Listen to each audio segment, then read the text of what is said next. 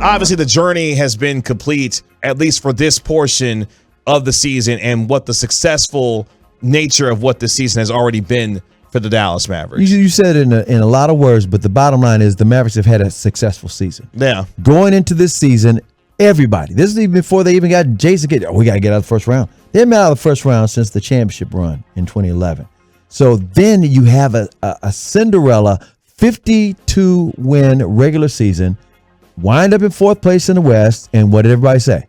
You don't want to mess this thing up by not getting out of the first round. Yeah, got to well, take guess what? Advantage, yeah. You got out of the first round, and now it's all house money. It is all house money. There is no way that you cannot say that the Dallas Mavericks did not have a successful season. Because here's the deal.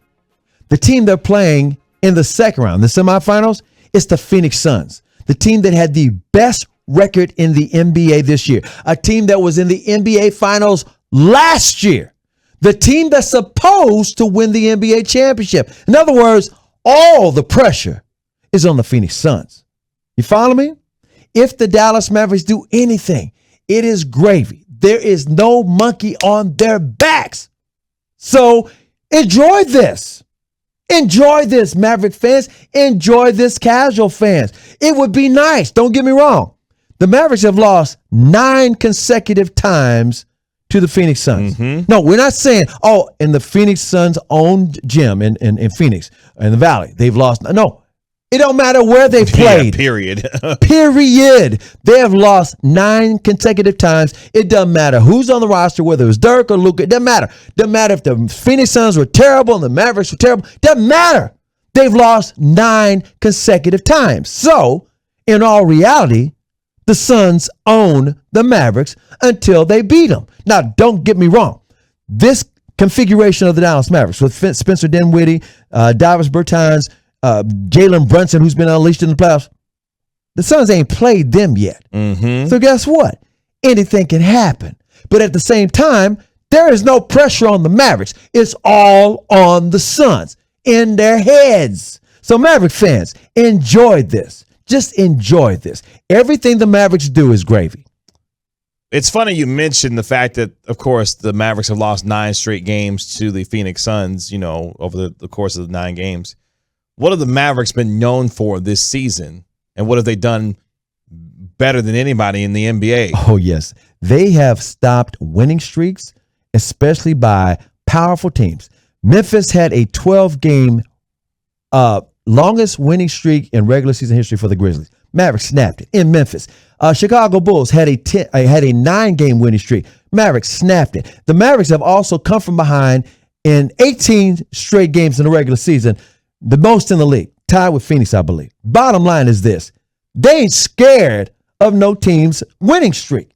And they also had lost 11 straight times in Utah. Snap that bad boy too. So you get where I'm going with this. Oh, yeah. This look, it means nothing to them. Why not? Why not? Why not? At this point, why not? You've been breaking streaks all season long. You mentioned the streak that they broke in terms of how many times they lost, in the years-long losing streak that they had in Utah. Broke that during this series, obviously, in the playoffs. Look, while I'm picking, as we go through our, early preview of this series, I'm picking the Suns to win this series in 7 games. That's because that's what it's supposed to be. But I would not be shocked at all if this Mavericks team found a way to win this series. Look, Chris Paul is the consummate floor general. The Suns were the best team in the clutch this season in the NBA. They've got closers in Booker and in Chris Paul, but they don't have the best player on the floor in this series. Nope, it's Luka. It's Luka. And if you've got number 77 on your squad, you've got a chance to win every time you step on the floor.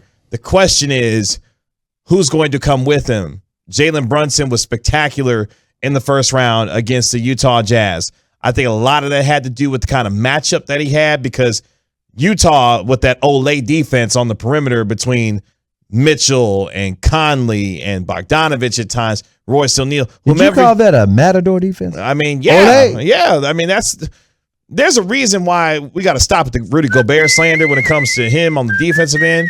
What's he supposed to do when cats are getting blown by all the time? And Gobert's got to be the one to step up and try to defend all these guys that are blowing by Mitchell and Conley and O'Neal and Bogdanovich. Gobert got to be the one to clean up everything behind them. So we got to, cut it out, for the most part when it comes to Gobert and the defensive slander with him, because he's got to do a lot more than what a normal traditional center, even with the accentuated skill set that he has, he's got to do that and much more because of how poor the perimeter defense was in front of him. And he couldn't do enough to help out his teammates because Brunson, when Doncic got into the lineup, Dinwiddie at times in the series, he was blowing by the guys all the time in the series. Here's the deal. Aiden ain't Gobert. No, he is not. Three-time defensive player. But Aiden is a better offensive player. Mm-hmm. What's going to happen is Aiden does not have the foot speed to go out on the perimeter. So the Dallas Mavericks can hit twos and they can hit threes. They don't have to just drive the basket. At the same time, the Dallas Mavericks have to worry about that great defender for the Phoenix Suns, Mikal Bridges. Mm-hmm. That's who they better watch Finals out for. for Defensive Player of the Year. That's who the Mavericks had better watch out for. Is Aiden's offensive game, yeah, you're going to have to use some guys inside on him. But defensively, they're going to have a field day and change He's it going up. to take his turns on Doncic, Brunson, Dinwiddie. Bridges is going to guard your team's best player, your opponent's best player every night. But he's also going to take turns. Yeah, he's going to take turns on the other guys as well. Conversely, though, it's you mentioned as far as the defense, the perimeter defense for Phoenix, Reggie Bullock and specifically Dorian Finney-Smith, who did one hell of a job in this past series against Donovan Mitchell. Yes, how they match up against Chris Paul and Devin Booker. I would not be shocked if you saw Reggie Bullock on Chris Paul. Yeah, to make things difficult for him. Now, when you start looking at the rest of the matchups, obviously with Dorian Finney-Smith taking on a guy like Devin Booker is going to make a lot of tough shots. That's what he do. But you got to make things as difficult on Booker as you can. And now knowing, of course, he's dealing with the hamstring injury, Dorian Finney-Smith's job in this series is going to be finding a way to make things as difficult on Booker as he can while still being a guy that can knock down shots from the three-point line on the other end of the floor, much like how he did in Game 6, where he hit big shot after big shot in Game 6 to Dorian Finney-Smith. You mentioned that Luka is going to be the best player on the floor, and he is, and you say who's going with him. I'll tell you who's going with him. That damn defense. That defense travels, and that has been their best friend this entire run, this entire year. They play 5 different defenses, and they do it in transition as well. They don't just do it, okay, we'll do this one defense this way. It depends on what the lineups are, and they will mix things up so quickly, and it's all a buy-in. They all buy in, and they all believe, and here's another facet. The Mavericks have some intel on their coaching staff. Igor used to coach those Phoenix Suns. Igor was the coach when they drafted DeAndre Ayton. Okay, he knows that roster. I'm not saying that he knows exactly what to do against them, but he knows their tendencies. It's kind of like I felt like the head coach for the Boston Celtics, who's the assistant coach for the Brooklyn Nets, Ime Udoka. Udoka knew the Brooklyn Nets. It's these little bitty things because a series is about adjustments. So when the Dallas Mavericks make these adjustments, Igor already knows some things. Okay, he's the offensive coordinator. Sean Sweeney's the Mavericks defensive coordinator. And I'm going to say this right now. Don't let the Mavericks split these first 2 games. Don't let them make the Phoenix Suns have some doubt. That's Don't let their them job.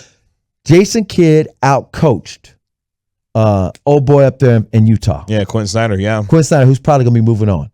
Monty Williams is going to be the head coach of the year. He's going to get coach of the year. Should have got it last year. Hell of a coach. But Jason Kidd ain't scared of him. I'm just saying. No, I definitely don't think he's going to be scared of the coaching matchup for sure. By the way, just talk about some coincidences here. You do know Jason Kidd played for the Mavericks and the Phoenix Suns. Mm-hmm. Sean Marion played for the Mavericks and the Phoenix Suns. Mm-hmm. Steve Nash played for the Mavericks and the Phoenix Suns. Igor coached for the Mavericks and the Phoenix Suns. There's a lot of ties between Phoenix and Dallas.